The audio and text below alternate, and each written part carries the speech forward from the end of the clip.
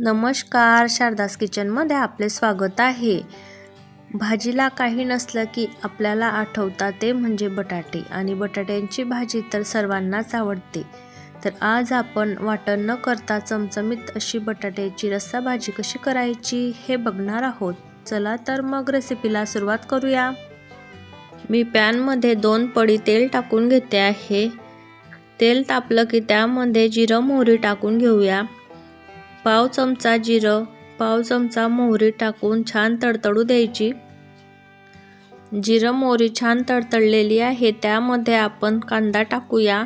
मी एक मोठ्या आकाराचा कांदा बारीक कापून घेतला आहे। कांदा सोनेरी रंग येईपर्यंत परतून घ्यायचा। बघा, कांदा छान सोनेरी रंगावर परतून घेतलेला आहे आपण। आता त्यामध्ये ठेचलेलं आलं लसूण टाकूया। मी एक छोटा लसणाचा गाठा ठेचून घेतला आहे आणि 1 इंच आल्याचा तुकडा, हे पण छान परतून घ्यायचं। आलं आणि लसूण पण परतून झालेला आहे, त्यामध्ये आपण टोमॅटो टाकूया। मी 1 टोमॅटो बारीक कापून घेतला आहे। टोमॅटो पण व्यवस्थित परतून घ्यायचं। टोमॅटो आणि कांदा परतताना त्यामध्ये थोडंसं मीठ टाकायचं, म्हणजे टोमॅटो कांदा लवकर मऊ होतो। मी पाव चमचा मीठ टाकून घेतला आहे। मीठ टाकून परतून घ्यायचं। बघा, मीठ टाकल्यामुळे कांदा आणि टोमॅटो लवकर मऊ झालेला आहे।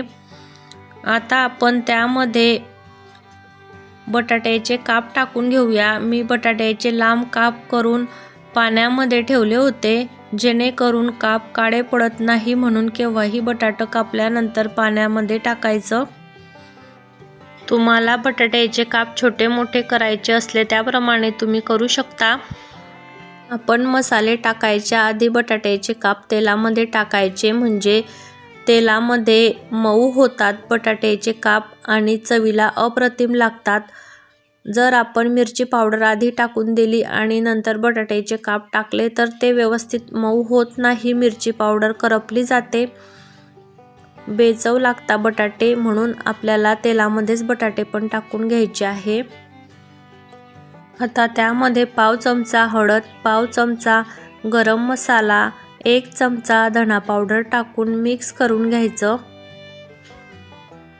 तुम्ही जर ही भाजी अशाच पद्धतीने केली तर खायला खूप छान लागेल आणि तुम्ही आठवड्यातून 2-3 वेळा तर नक्की ही भाजी कराल, इतकी छान ही भाजी होते। हे परतून झालेलं आहे, त्यामध्ये आपण मिरची पावडर टाकून घेऊया। मी 1 चमचा मिरची पावडर टाकून घेतलेली आहे। तुम्हाला फिकं किंवा तिखट किती प्रमाणामध्ये हवा आहे त्याप्रमाणे तुम्ही मिरची पावडर टाकू शकता। हे मिरची पावडर तिखट आहे म्हणून मी 1 चमचा टाकून घेतलेला आहे। मिरची पावडर तेलामध्ये परतून घ्यायचं, म्हणजे कच्चे राहत नाही।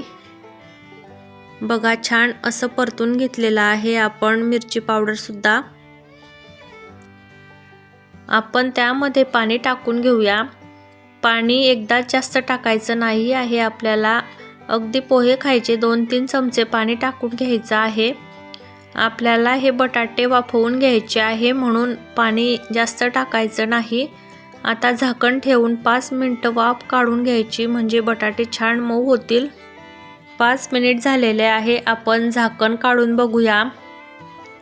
बघू शकता किती छान तेल सुटलेलं आहे आणि बटाटे पण मऊ झालेले आहे। आपण जर अशा प्रकारे बटाटे वाफवले तर मसाले आणि मीठ बटाट्यांमध्ये मुरते आणि भाजीमध्ये बटाटे खाताना खूप छान लागतात, म्हणून अशाच प्रकारे बटाटे वाफवून घ्यायचे। आता आपण त्यामध्ये पाणी टाकूया। गरम पाणी टाकल्यामुळे भाजीला चव छान येते, म्हणून केव्हाही गरमच पाणी टाकायचं भाजीमध्ये। भाजी तुम्हाला किती क्वांटिटीमध्ये करायची आहे त्याप्रमाणे तुम्ही पाणी टाकू शकता। मी 1.5 ग्लास पाणी गरम करायला ठेवलं होतं। आधी मी अर्धच टाकलं होतं आणि मला कमी वाटलं, म्हणून मी जे राहिलेलं होतं ते पण टाकून घेतलं आहे। व्यवस्थित मिक्स करून घ्यायचं। आता आपण त्यामध्ये शेंगदाणा कूट टाकून घेऊया। मी शेंगदाणे भाजून कूट करून घेतलं होतं। 3 चमचे शेंगदाणा कूट टाकून घेतलेला आहे। चवीनुसार मीठ, 1 चमचा कसुरी मेथी टाकून घ्यायची। कसुरी मेथीमुळे भाजीला छान फ्लेवर येतो आणि हे मिक्स करून घ्यायचं व्यवस्थित। ह्या भाजीमध्ये शेंगदाणा कूट टाकल्यामुळे भाजी खायला अप्रतिम लागते। गरम पाणी टाकल्यामुळे भाजीला उकळी लवकर येते, जास्त वेळ लागत नाही भाजी शिजायला। आता आपण त्यामध्ये कोथिंबीर टाकून घेऊया। कोथिंबीर टाकल्यावर भाजीला छान खडखडीत उकळी आणून घ्यायची। ही भाजी करायला जास्त वेळ लागत नाही, अगदी कमी वेळामध्ये चमचमीत अशी भाजी तयार होते। अगदी बॅचलर सुद्धा सहज करतील इतक्या सोप्या पद्धतीने ही रेसिपी बघितली आहे। बघू शकता भाजीला छान खडखडीत उकळी आलेली आहे। शेंगदाण्याचं कूट टाकल्यामुळे भाजी छान घट्ट झालेली आहे।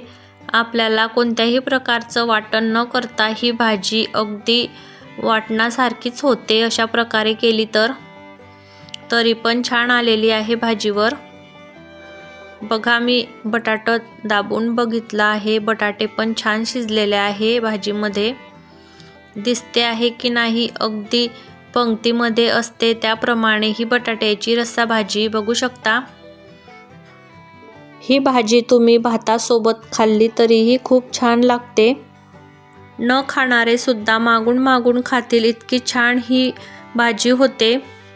मग कशी वाटली तुम्हाला माझी झणझणीत बटाट्याची रस्सा भाजी? तुम्हाला माझी बटाट्याची रस्सा भाजीची रेसिपी आवडली असेल तर चॅनलला लाईक करा, शेअर करा आणि ज्यांनी अजून सबस्क्राईब केलं नसेल त्यांनी सबस्क्राईब पण करून घ्या। तुम्हाला पण अशाच नवनवीन रेसिपीच्या नोटिफिकेशन मिळतील आणि अशाच नवनवीन रेसिपी बघायला मिळतील। भेटूया अशाच नवनवीन रेसिपी सोबत पुढच्या व्हिडिओमध्ये। तोपर्यंत धन्यवाद।